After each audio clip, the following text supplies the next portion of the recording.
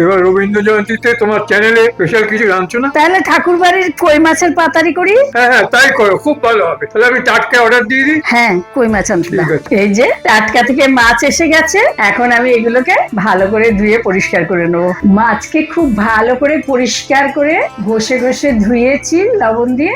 আগে একটু লবণ আর হলুদ দিয়ে মাখিয়ে রেখে দিচ্ছি মাছটাকে, কারণ মশলা টশলা করতে অনেকটা সময় লাগবে।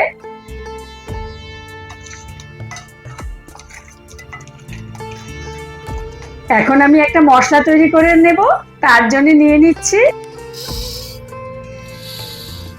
কয়েকটা কাঁচা লঙ্কা,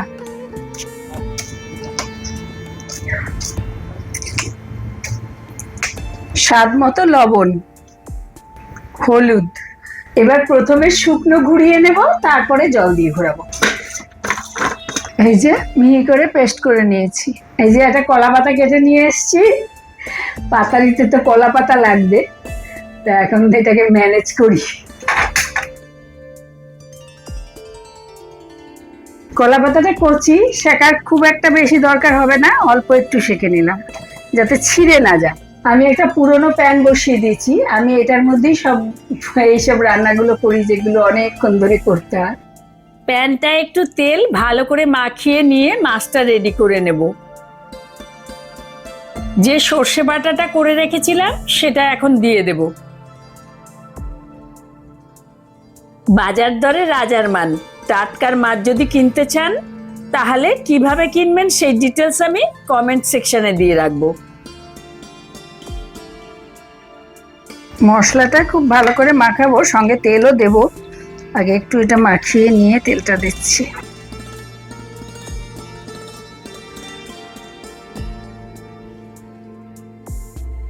সর্ষের তেলটা মাখিয়ে নিয়েছি, এবার প্যানের উপর কলা পাতা বিছিয়ে দেব। এখন একে একে মাছগুলো সাজিয়ে দেব।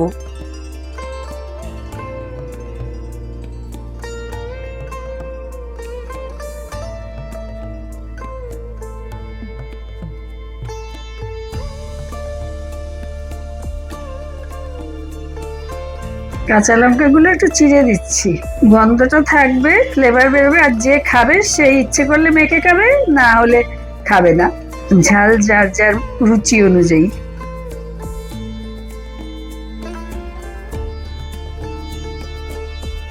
সবটা রেডি করে নিয়েছি, এবার ওপর থেকে আর একটু সর্ষের তেল দিয়ে দেব। এবার আরো দুটো কলা পাতা দিয়ে সবটা ঢেকে ভিডিওতে যেভাবে দেখাচ্ছি সেভাবে মুড়িয়ে নিয়ে প্যানের ঢাকনাটা ঢেকে ওপর থেকে হামানদিস্তার হামানটা বসিয়ে দেব, যাতে এই ওজনটায় প্যানের ঢাকনাটা খুব ভালোভাবে এঁটে থাকে।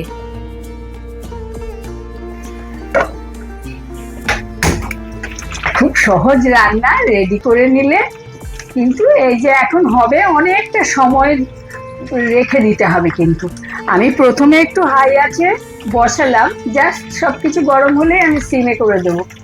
এবার 1 ঘন্টা মতো ওখানে রেখে দিলেই হবে। তবে আমি 1 ঘন্টা ওইভাবে রেখে দেবো না, আমি একবার দেখবো, আবার উল্টে নেবো। আর আঁচের একটা ব্যাপার আছে তো, নাহলে পুড়ে যাবে। এই যে এখন কমিয়ে দিলাম, কমিয়ে রান্না হবে। প্রায় 45 মিনিটের ওপর হয়ে গেছে, একটু টেনশনও হচ্ছে। একটু খুলে দেখে নিই, যদি হয়ে যায় তো ভালো। উনি বলেছেন বইতে মানে 1 ঘন্টা, কিন্তু আঁচের উপরে তো নির্ভর করে। নিবু আঁচ একটু নিয়ে আমি নিবু আঁচেই করছি, তবু একবার খুলে দেখে নিচ্ছি, দেখে বুঝতে পারবো কি হয়েছে না হয়েছে। দরকার পড়লে আবার একটু ঢাকা দিয়ে রেখে দেবো।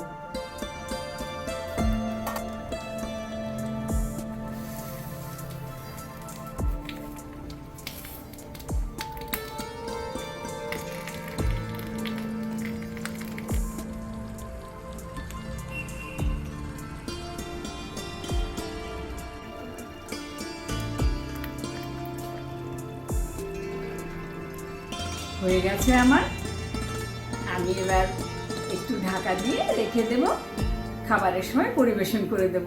একটুখানি গরমও থাকবে ঢাকা দিয়ে রেখে দিলে, আর জিনিসটাও অ্যাজ ইট ইজ থাকবে।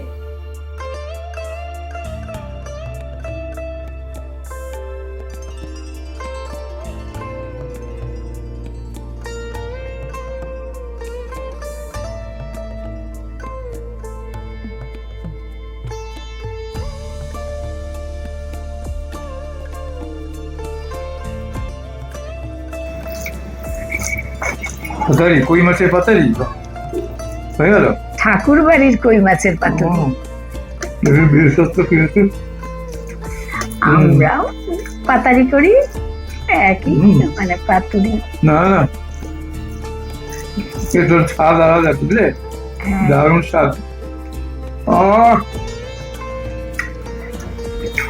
বাবা, সত্যি ওই বাড়ির ঠাকুর বাড়ির রান্না বাবারে।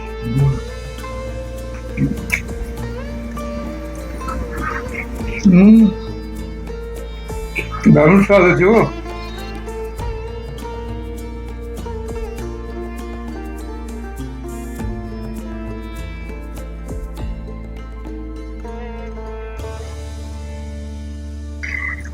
রবীন্দ্র জয়ন্তীর দিনে ভালোই হলো বলো, রবীন্দ্র জয়ন্তীটা। মনে থাকবে, সব দিক থেকে মনে থাকবে, স্বাদ দিক থেকে। আবার ঠাকুর বাড়ির রান্না, বা হ্যাঁ, প্রত্যেক বছরই তো ঠাকুর বাড়ির রান্না করি। এটা সত্যি আলাদা। হ্যাঁ, আসলে কই মাছটা তো কই মাছের স্বাদই তো আলাদা। হ্যাঁ